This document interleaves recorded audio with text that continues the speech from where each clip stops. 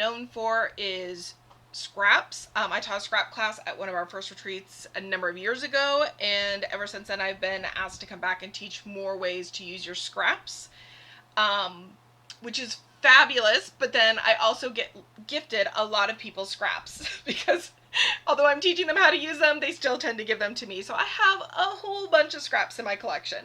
And today is one of those things. Somebody bought this beautiful paper set that we'll be using, used a few pieces out of it, and the rest became scraps. I would say for card makers, your best friend is actually a scrapbooker, because their idea of scraps versus a card maker's idea of scraps is very different. So today, this first video I'm going to be doing is our 12 by 12 layout. I am not generally a 12 by 12 scrapbooker, so I reach out and find YouTube videos and inspiration and scrap lift from other people. So I am getting inspiration from Janice Gillowy. She's out of the country. I think she's in Australia. She's absolutely beautiful. She does 6x6 paper, 12 by 12 layouts using 6x6 paper, and they really spoke to me. So I'm going to post her channel and the video that I've received these cutting dimensions from. She does have a book that you can purchase that walks you through step by step with all the great instructions on how to use it. So I highly recommend, if you like this layout, go look at her, purchase that, the instruction book. I did. I love it. And I did ask her for permission to kind of share this. This is the only piece of her video that I'm sharing. The rest of it has how to lay it all out, how to measure it. I mean, just absolutely amazing. Great tips and tricks that she has. So with that, let's go ahead and get started. Like I said, I was gifted this 6x6 paper pack, and we can't let it go to waste. It's a large amount of paper still left in it. So we're going to be using this both for our mini album and also for our 12 by 12 layout. I am a Harry Potter kind of person. I've loved all the movies. I've read all the books. I've listened to the audiobooks. I love the magical world that Harry Potter encompasses. So we are going to be utilizing this today. This is an old Echo Park set. It's Witches and Wizards. But I challenge you to go into your collection and pull out a 6x6 pad or cut down a 12 by 12 pad into quarters to make your own 6x6 paper and use what you have. Again, this is a challenge to use up your scraps, use what you have. We don't always have to go out and buy new supplies all the time. And we may have used what we have. May have been we went to an expo or a stamp away or some sort of retreat recently and bought stuff, and it's sitting in our collection and we just haven't used it yet. So pull those out and let's get crafting. Okay, so for this, we're going to need two 12 by 12 white cardstocks for our base of our pages. And then you can do photo mats. So I've got cutting instructions for some different photo mats you can add into here. And then we're going to choose one of our colors here. So I have all of the Harry Potter houses. So we've got Slytherin, we have Ravenclaw, Gryffindor, and Hufflepuff. So we've got all of our different colors. I'm not sure which one I'm going to go with today. And then for this project, for the 12 by 12, we're going to need 3 pattern paper. So I did go into the collection. You want to find some, because the first piece of this is going to be a diagonal that we're cutting down. So we're cutting down a piece, or diagonaling a piece of our paper out. So you want something that can go on a diagonal that is not, like this one, if I put it at a diagonal, the books would be going sideways. So you want to make sure that you're using a paper that is not a directional paper. I tend to like, if I'm doing a busy pattern, I like to do more solids surrounding it. So we have a little bit of dimension. And I like something, when I've got the white, the base that I'm going to be using is a cream base. So if I'm using a white pattern, I'm going to either distress the edges or make sure that I'm using a different color so that it will stand out, because this could, in theory, blend into the white and then you wouldn't see where the edges are. All right, so let's get crafting. Let me look at my pattern paper here and see kind of what color is speaking to me today. You know, so we have Slytherin, we have Gryffindor already. This one kind of has a little bit of both in it. I am a Ravenclaw, so I think I'm going to pull in the blue for this because that is my house. So that way I got a little bit, Hufflepuff is kind of pictured in here. Sorry, Hufflepuff. I will use some cut-aparts or something to to highlight you also. So let's pull the extra pages out here. Put those out of the way. And let's get started in our cutting. All right, so I'm just going to move all my paper out of the way here. And I'm going to bring in my cutting board. I do have a scoring board for the next project for the 6x6, so we'll be utilizing that one later. So on your paper trimmer, you want to make sure that you have the ability to use the measurements on here. You'll see most of your paper trimmers have this little line because we're going to kind of be cutting into the paper and cutting a section of it out. So you're going to need to be able to line that up with where we're cutting to. So with the Echo Park paper, we do have a little dot at the top here. And if I were to trim that down, I'm going to see there's a little bit that's left over. So I'm not going to cut that down to start with. I'm going to leave that for now, and I will trim that off later. So I'm going to be trimming from this front edge. So with this, what we're going to be doing is we're cutting 1 1/4 inch on 2 sides. Don't cut to the edge. Okay, so I'm going to use my measurement over here. I can move this down. I don't need the full piece anymore because I'm not doing that. So I'm using my measurement right over here. So I'm going to come out to 1 1/4 there. Then, oops, this is going to be a little difficult. Let me bring in a white piece of paper first so we can kind of see, because you're going to need to see the measurements. So 1 1/4 there. And I'm bringing in a white sheet of paper just so I can see where my 1 1/4 is here. So I want my line of my trimmer to be at 1 1/4, okay? Then I can pull my white out. That was just to help me find that because it blends in. Imagine that. I can always put a piece of washi tape right here to help me with that. And actually, let's do that because we're going to be doing a few of these. So what I'm going to do is the best tape from Spellbinders. I'm going to come in at right at 1 1/4, and I'm going to add the tape right there. So I know that that is a line that I want to line up. Look at us, look at us. Okay, so again, my paper is going to line up at 1 1/4. And it's kind of different. I'm using this side of my measurement here. And then my little bar here is going to line up right there at 1 1/4. I'm going to embed my blade and cut down. I'm then going to rotate my paper to 1 1/4. And now, let's see, so 1 1/4. So I need to cut this direction this time. So I'm going to line that up.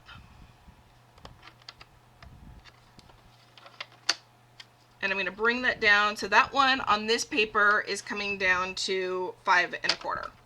Again, I did not trim off. And I'm going to make sure that I just go just a little under. So you'll see my paper's still connected here, and that's okay. I'd rather have it a little bit off so that I can do that final little snip myself. And then I have my triangle, and I'm going to have a separate square. Okay, so we're going to repeat that with all of these pieces. So 1 1/4, line that up, cut. And again, your second cut may be a little bit different depending on the size of your paper, if you've cut it down or not.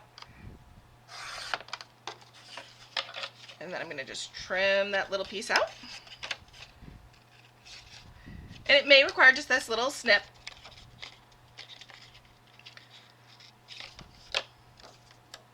Perfect. Put those all the same direction.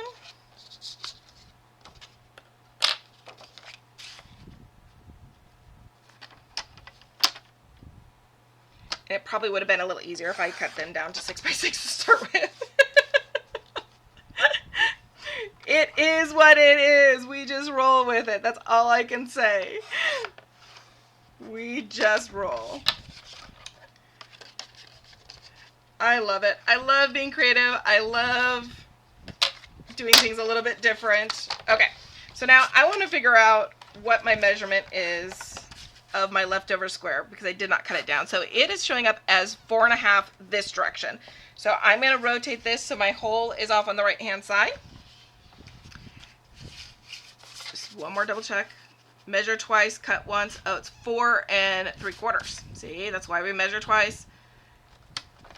And now when I trim that down, you'll see I get very little bit of that circle left over. So I'm just going to do a hairline trim to get that off. So it's just a little under 4 3/4. And that should be the same for all of my pages. We'll just do a quick check. Yep. So just a sliver under 4 3/4. We'll trim that off because we want perfect squares for the second half.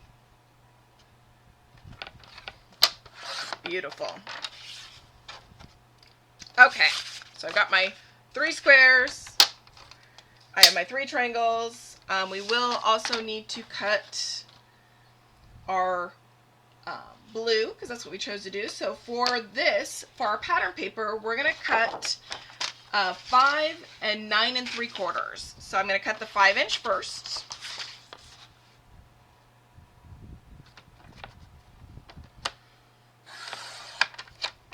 And then 9 3/4.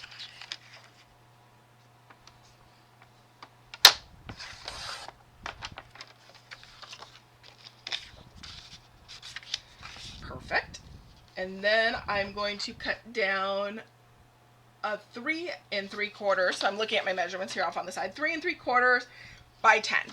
Now I did not match the layout that Janice did identical. So this is the pattern and the layout that I chose to do. It is a little different than her, so I do recommend going and checking hers out. I just used her cutting guide for some inspiration and a jumping off point.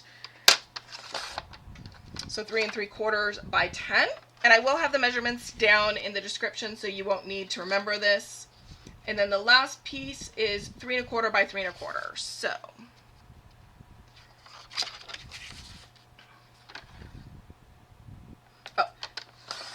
and I need 3 of these. So these are my photo mats.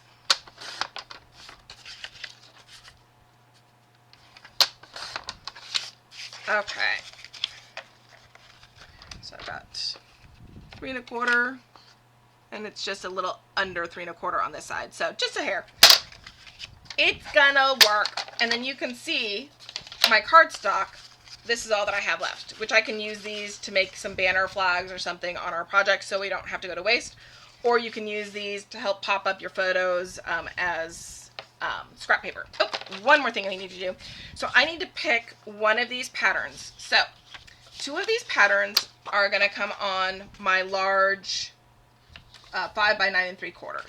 So I'm going to have 1, 2 on here.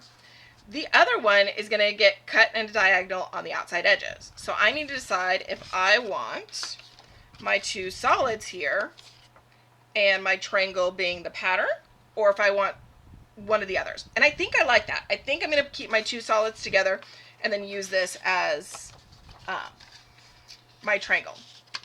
So what I'm going to do with this piece, so this is 1, 2, 3, oh, 1, 2, 3. I need one more 12 by 12 or 6 by 6. So I needed 4 3 pattern papers. 1, 2, 3. Oh, I know what I did. So one of them I was not supposed to cut out the triangles on. I messed up. So let's see, what do we have? So we've got 1, 2, 3. So I need the green pattern paper again. So let me find that one. Here it is. Okay. I see what I did. I see what I did. I see what I did. Okay, so I do need to trim this off.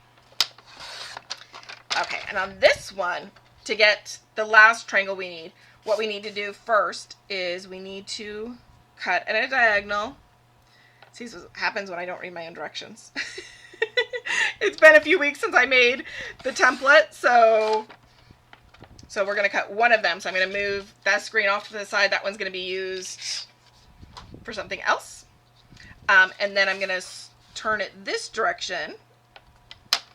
And when I'm cutting a triangle, I'm going to embed my blade in and then move it up and down. If I try to roll down on that tip, generally it will fold back and it won't cut a nice clean line. So I do embed my blade when I'm working with triangles. Okay, so now I've got it. Okay, I'm there. It's okay. Who says you can't teach an old dog new tricks? And trust me, I will use that other piece for another project. So no problem. Okay, so the way that this is going to be laid out is going to be, I'm going to make sure I've zoomed out all the way, is these two patterns are going to be together. And then the two small triangles that we had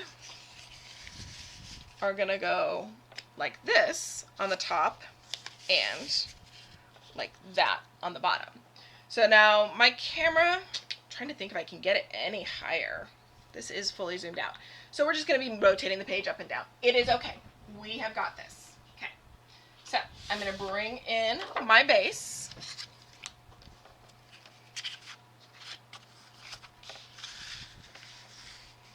And I think I'm going to off-center this a little bit. I do like the idea of having it off-centered.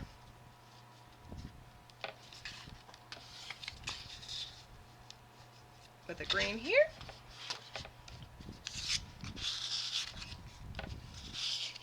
And a green there. Perfect. So that's going to be one of my 12 by 12s. We will bring in the photo mats.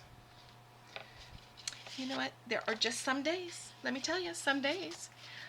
And I just did a cascade down my page with my photo mats. I wanted to be able to see my pattern paper, and I really love my pattern. So here I'm covering up a lot of this and not as much of this. So I may switch those papers around because I love that pattern and I think I want to see a lot of it. So since I am going to be cascading across, I want to keep as much of that as I can. And these are going to be 3 by 3 photos that can go here. So I've got 3 by 3 photos going on this design here. And then my other piece of paper, my mirror, or my second side of my 12 by 12.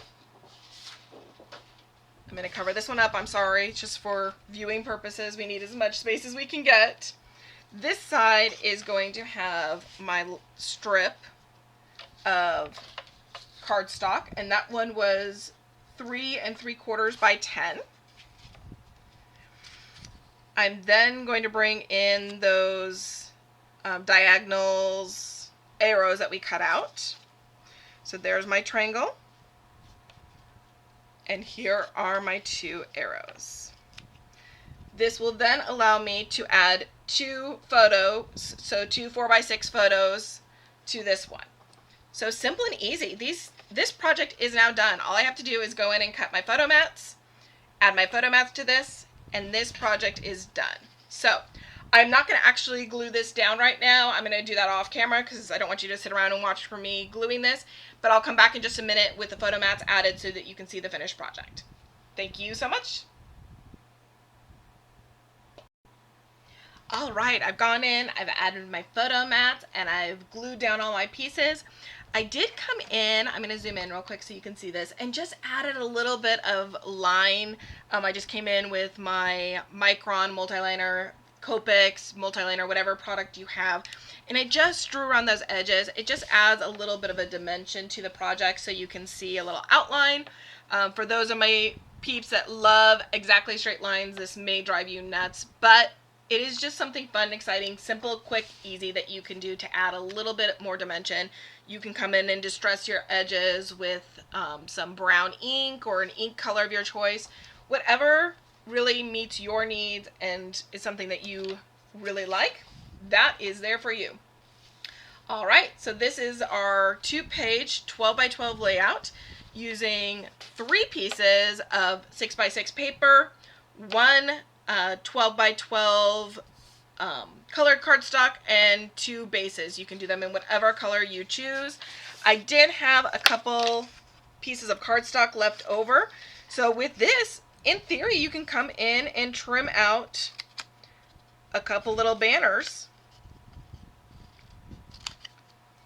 So I can add a banner tail or 2. I'm going to show you how I do my Micron. I'm going to just come around the edges. This is quick and fast. I don't try to be exact. Wiggly lines are perfect. And then I can add a banner to the top of either of my pages. I have 3 of them. They're all the same size. This lets me place a banner at the top, 1 at the bottom, I can do mini banners that peek over my photos, whatever I want. Use up these scraps, or it's okay, you can throw them away. All right, this is Amanda, the Nerdy Krafter, here doing our 12 by 12 layout using 6 by 6 paper. I will post the links to Janice's video showing how she did this layout, along with her YouTube channel. So go check her out. You will love her projects. I hope you have a wonderful day and keep on crafting. Catch you later. Bye.